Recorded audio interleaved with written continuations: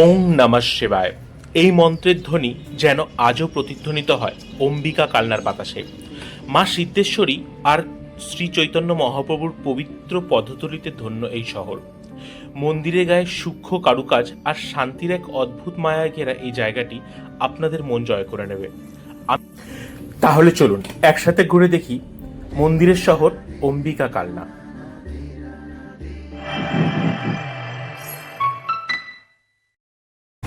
Hello বন্ধুরা, আমি তন্ময়। তোমরা সবাই কেমন আছো? আমি খুব ভালো আছি, আশা করছি তোমরাও খুব ভালো আছো। তো তোমরা দেখছো তন্ময় অন ট্রিপ চ্যানেল। তো আজকে আমি যেতে চলেছি এমন এক জায়গা যেখানে মহাদেবের নাম এবং শ্রী চৈতন্য মহাপ্রভুর নাম প্রত্যেক বাতাসের কণায় কণায় মিশে আছে। হ্যাঁ, আমি যেতে চলেছি অম্বিকা কালনা।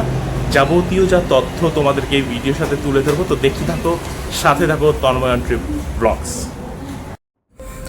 আমার বাড়ি যেহেতু ধুবুলিয়া, আর আমার বাড়ি থেকে অম্বিকা কালনার দূরত্ব 41 কিলোমিটার বাই রোডে, তাই আজকে আমি আমার এই যাত্রাটি করছি বাইকে করে। এবার বলি তোমরা এখানে কিভাবে আসবে। তোমরা যদি কলকাতার থেকে এখানে আসো, তাহলে হাওড়া স্টেশন থেকে নবদ্বীপগামী বা অথবা কাটোয়াগামী যে কোনো লোকাল ট্রেনে উঠে তোমরা অম্বিকা কালনায় চলে আসতে পারবে। এবার বলি তোমরা কিভাবে ঘুরবে। অম্বিকা কালনা স্টেশনে নামার পরে চলে আসো বাইরে। এই বাইরে দেখবে অজস্র টোটো রয়েছে।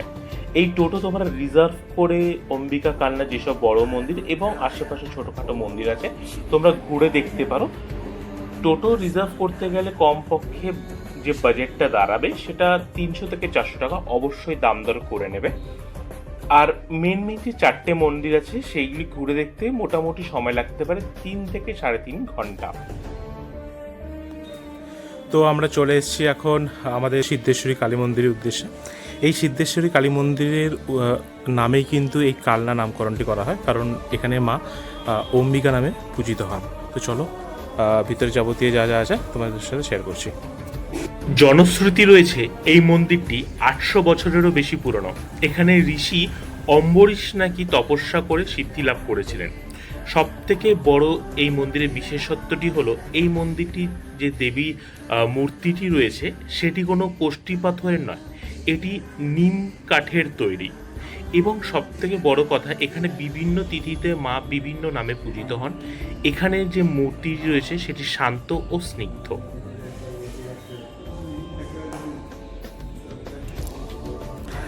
এখানে প্রত্যেকটি মন্দিরেই কিন্তু রয়েছে মহাদেব। জুম করে দেখাই তোমাদেরকে।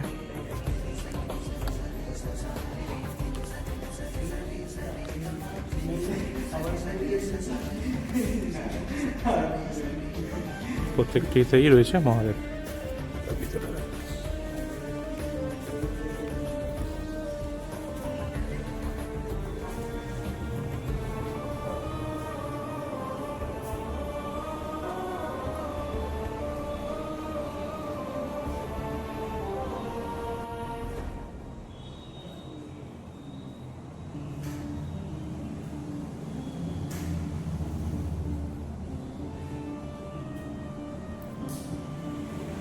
তো আমরা চলে এসেছি আমাদের পরবর্তী ডেস্টিনেশন ভবা পাগলার মন্দিরে।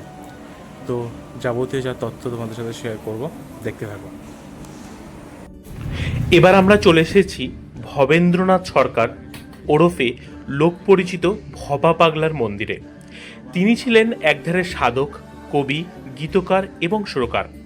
তার গানগুলো ভবা পাগলার গান হিসেবে বাংলার লোকসঙ্গীতের এক অমূল্য সম্পদ। তিনি কোনো নির্দিষ্ট ধর্মের গণ্ডিতে সীমাবদ্ধ ছিলেন না। মানুষ ভজলে সোনার মানুষ হবি, এই সহজ সত্যি তার প্রচারের মূল মন্ত্র। ভবা পাগলা প্রায় 10,000-এরও বেশি গান লিখেছিলেন। তার গানে শ্যামাসঙ্গীত, বাউল, লোকজ সুরে এক অদ্ভুত মিশ্রণ পাওয়া যায়। তিনি বলতেন সব মানুষই এক ঈশ্বরের সন্তান। তিনি নিজেকে পাগল বলতেন, কারণ তিনি জাগতিক মোহমায়ার ঊর্ধ্বে ছিলেন। তার বেশভাষা এবং সরল জীবনযাপন ছিল সাধারণ মানুষের জন্য এক বড় শিক্ষা। এই আশ্রমটিতেই রয়েছে ভবা পাগলার প্রতিষ্ঠিত পঞ্চমুণ্ডির আসন। এখানেই তিনি দীর্ঘ সময় ধরে সাধনা করেছেন। এখানে যে বিগ্রহটি দেখা যায় সেটি মা কালী হিসেবে পূজিত হন। লোকমুখে প্রচলিত আছে যে ভবা পাগলার মায়ের জন্য যে ভক্তি, সেই ভক্তি নাকি মাকে আরো জাগ্রত করে তোলে। দেখতে পাচ্ছেন মূর্তিটি বা বিগ্রহটি, কি অপূর্ব সুন্দর, তাই না? কি মায়াবী। এই ভবা পাগলার ধামে ভবা পাগলা একটি দণ্ডায়মান মূর্তি এবং তার ব্যবহৃত বিভিন্ন রকমের বাদ্যযন্ত্র এবং জিনিসপত্র মিউজিয়াম স্বরূপ রাখা হয়েছে। ছবিটিতে দেখতে পাচ্ছেন ভবা পাগলার সাথে উত্তম কুমারের একটি ছবিও এখানে রয়েছে।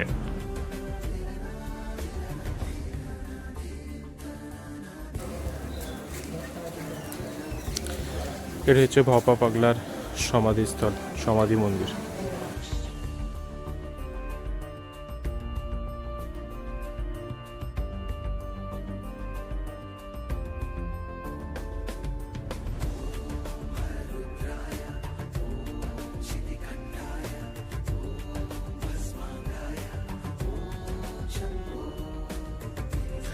এবার আমরা চলে এসেছি আমাদের পরবর্তী গন্তব্য রাজবাড়ি কমপ্লেক্স।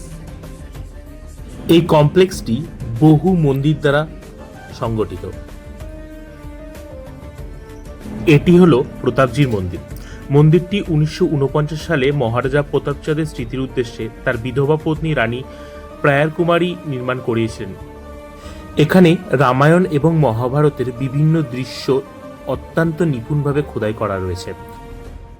শুধু তাই নয়, সেই সময়কার জীবনযাত্রা, যুদ্ধ, বাদ্যযন্ত্র বাজানোর দৃশ্য এখানে খুব অসাধারণভাবে ফুটিয়ে তোলা হয়েছে।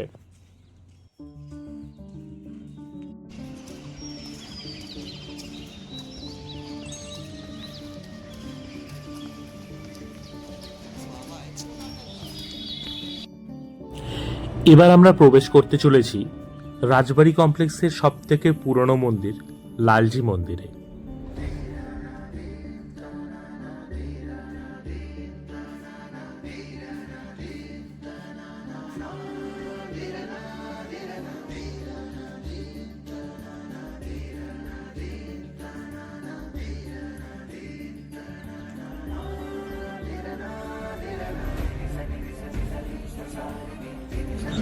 (1772) সালে বর্ধমানের তৎকালীন মহারাজা কৃতিচাঁদ বাহাদুর তার মায়ের ইচ্ছে পূরণ করতেই এই মন্দিরটি তৈরি করেন। এটি রাজবাড়ি চত্বরের সব থেকে পুরনো মন্দিরগুলোর মধ্যে একটি। এখানকার প্রধান দেবতা শ্রীকৃষ্ণ, যাকে লালজি নামে এখানে পুজো করা হয়, এবং রাধারানীর সাথে সাথে পুজো হয়। বিগ্রহটি অত্যন্ত সুন্দর। লালজি মন্দিরটি বাংলার 25 রত্ন শৈলতে তৈরি, অর্থাৎ মন্দিরের ছাদে মোট 25টি চূড়া বা রত্ন রয়েছে। ভিডিওটিতে ড্রোন শট বা নিচ থেকে প্যানিং শট নিলে এই 25টি চূড়া দারুণ দেখায়। মন্দিরের সামনের দিকে পোড়ামাটি চমৎকার প্যানেল রয়েছে। এখানে মূলত সেই সময় তৎকালীন চলন বলন, শিকারের দৃশ্য এবং কৃষ্ণলীলা খোদাই করা রয়েছে। মন্দিরের সামনে একটি বড় চাকা বারান্দা রয়েছে, যেখানে জগমোহন, যা পর্যটকদের বসার জন্য এবং মন্দিরের বিশালতা বোঝাতে সাহায্য করে। এই মন্দিরটি বেসিক্যালি বর্ধমানের রাজাদের দ্বারা তৈরি। আমি এখানে বেশি কিছু বলতে পারছি না, তার কারণ হচ্ছে এখানে ভিডিও করা সম্পূর্ণভাবে নিষিদ্ধ। তো নিয়ম রক্ষা করা এটা আমাদের কাজ। আপনারা চাইলে লালজির মন্দির থেকে 100 টাকার কুপনের বিনিময়ে এখান থেকে ভোগ সংগ্রহ করতে পারেন। ভোগের খাওয়ার জন্য সকাল 10টা থেকে কুপন বিতরণ শুরু করা হয় এবং 1টা থেকে বসিয়ে ভোগ বিতরণ করা হয়।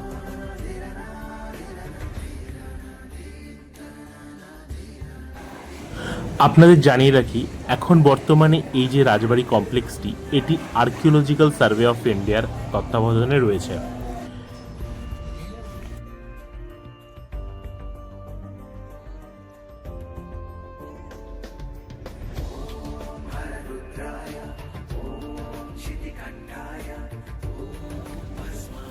এখানের প্রত্যেকটি মন্দিরের গায়ে তখনকার দিনের নিপুণ শিল্পকলা, জীবনযাত্রা,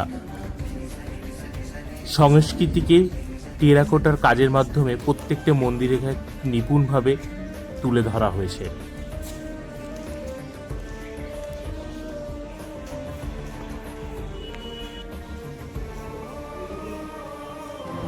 এটি হলো রাজা কৃষ্ণচন্দ্র মন্দির। মন্দিরটি 1751 থেকে 1775 সালের মধ্যে নির্মিত হয়। বর্ধমানে মহারাজা তিলক চাঁদ তার মায়ের লক্ষ্মী কুমারী দেবীর ইচ্ছায় এই মন্দিরটি তৈরি করেন। এখানে শ্রীকৃষ্ণ এবং শ্রীরাধা পূজিত হন। এই মন্দিরটিতেও ঠিক অন্যান্য মন্দিরগুলোর মতো টেরাকোটার কাজের মাধ্যমে রামায়ণ এবং মহাভারতকে নিপুণভাবে ফুটিয়ে তোলা হয়েছে। এবার আমরা চলে এসেছি কালনার 108টি শিব মন্দিরে। এটি রাজবাড়ি কমপ্লেক্সের ঠিক অপর দিকে অবস্থিত। এটিও আর্কিওলজিক্যাল সার্ভে অফ ইন্ডিয়ার অন্তর্গত। এই মন্দিরেও প্রবেশ করার জন্য কোনো প্রবেশ মূল্য নেই, তবে ভিডিও করার জন্য 25 টাকা করে টিকিট কাটতে হবে। ভিডিও নিয়ে একটি খুব গুরুত্বপূর্ণ তথ্য, যেটি আমি ভিডিও শেষে আপনাদের সাথে শেয়ার করে দিচ্ছি। কালনার এই 108টি শিব মন্দির, যা নব কৈলাস মন্দির নামেও পরিচিত, মন্দিরটি 1809 সালে নির্মিত হয়েছিল। বর্ধমানের মহারাজা তেজচন্দ্র বাহাদুর এই বিশাল মন্দির গুচ্ছটি নির্মাণ করিয়েছিলেন। এর উদ্দেশ্য ছিল একটি জপমালার আদলে মন্দিরটি তৈরি করা, যা আধ্যাত্মিক ও স্থাপত্যশৈলের এক অন্যান্য সংমিশ্রণ হবে। মন্দিরগুলো আটচালা রীতিতে তৈরি। দূর থেকে দেখলে যেন মনে হয় মাটির উপরে পাথরের জপমালা রাখা আছে।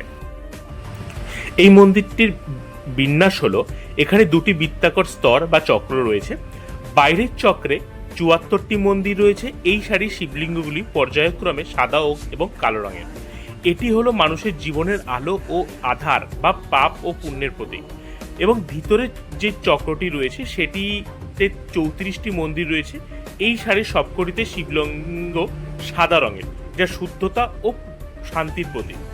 এর পিছনে যে আধ্যাত্মিকতা বা অঙ্কটি রয়েছে সেটি হলো 74+74, টোটাল 108টি মন্দির।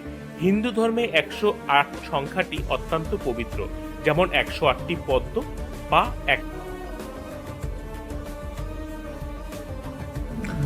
এই মন্দিরের একটা ইউএসপি আছে, কি জানেন তো? আপনি যদি একটি মন্দিরের ভেতরে দাঁড়িয়ে মৃদু স্বরে কথা বলেন বা মন্ত্র উচ্চারণ করেন, তবে তার প্রতিধ্বনি পাশের মন্দিরগুলোতে অনুভূত হয়। কি চমৎকার, তাই না? তো বন্ধুরা, সবার প্রথমে আমি তোমাদের কাছে সরি চেয়ে নিতে চাই। তার কারণটা হলো যে আমি তোমাদের সামনে এসে আজকে প্রত্যেকটা জায়গায় প্রপারলি গাইড করতে পারিনি। তার একটাই রিজন হচ্ছে, ওখানে ব্লগিং করার কোনো পারমিশন ছিল না। আমি ওখানে ক্যামেরা দিয়ে ব্লগিং করতে যাচ্ছিলাম, বাট হাওয়েভার ওখানকার যে সিকিউরিটি পার্সন আছে তিনি আমাকে এসে বলেন যে এখানে ব্লগিং করা যাবে না, তবে ভিডিওগ্রাফির কোনো অপশন নেই। দেন আমি বলি না, এরকম তো কোনো রুলস ছিল না। দেন ওরা বলে যদি ভিডিওগ্রাফি করতে হয় দেন তোমাকে পারমিশন নিয়ে আসতে হবে। দেন আমি আর্কিওলজিক্যাল সার্ভে অফ ইন্ডিয়ার যে ওখানে অফিস রয়েছে সেখানে যাই, সেখানে তাদের সাথে কথা বলি এবং তারা বলেন যে ইয়েস, আপনি ভিডিও যদি করতে চান তাহলে 25 টাকার বিনিময়ে আপনাকে টোকেন কাটতে হবে এবং আপনি পারমিশন পাবেন ভিডিও করার। তারপর আমি ওখানে গিয়ে ভিডিও করার পারমিশন পাই। 25 টাকার আমি টিকিটটা কাটি। দেন আফটার, বাট ওখানে একটা ক্যাচ আছে, ওখানে গিয়ে কোনো রকম ব্লগিং ইনস্ট্রুমেন্ট লাইক আমার ট্রাইপড আমি ইস্তেমাল করতে পারিনি। মাইক ছিল, মাইকটা আমি ইউটিলাইজ করতে পারিনি।